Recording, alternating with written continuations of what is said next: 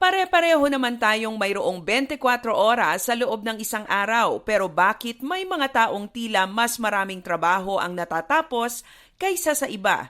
Ano nga ba ang kailangan para maging productive tayo? Magandang araw, ako si Maloy Malibiran sa Lumbides para sa Pro Tips, partner mo sa inspiradong trabaho at negosyong umaasenso. Narito ang 3 paalala na makatutulong sa pagpapataas ng ating productivity sa ating kumpanya. Una, manage your time wisely.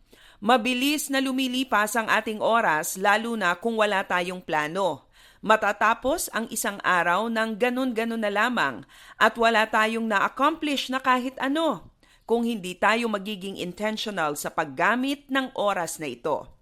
Be more productive at work by managing your time. Sa pagsisimula pa lamang ng araw, kailangan mayroon tayong malinaw na goals kung ano ang dapat tapusin at gawin.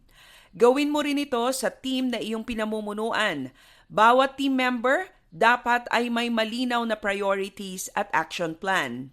And they should be kept accountable to execute those plans. Pangalawa, be focused. Maraming pag-aaral ang nagsasabing ang multitasking ay nakababawas sa productivity ng mga empleyado.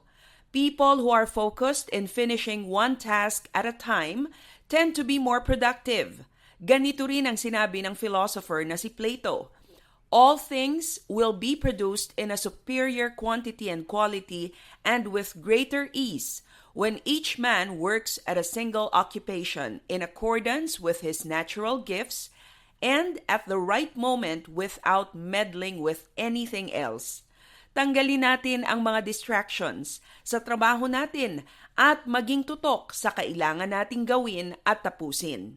At pangatlo, collaborate with others. Kung gusto mong mas marami kang magawa, matutong makipagkapwa. You will be able to accomplish more if you work with others. Alam mo bang isa sa itinuturing na mahalagang skill para maging matagumpay sa 21st century workplace ay ang kakayahang makipag-collaborate.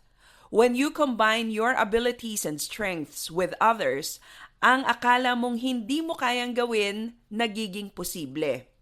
Mahalaga lamang sa team collaboration na matiyak na ang bawat team member ay gagawin ng tama, maayos at nasa oras ang kanilang trabaho.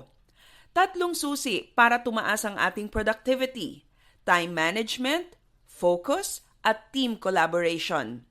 People who are fruitful in their work have a higher sense of fulfillment. Kaya simulan na nating maging mabunga. Magtrabaho na tayo at gumawa. Para sa Pro Tips, ako si Maloy Malibiran sa Lumbides.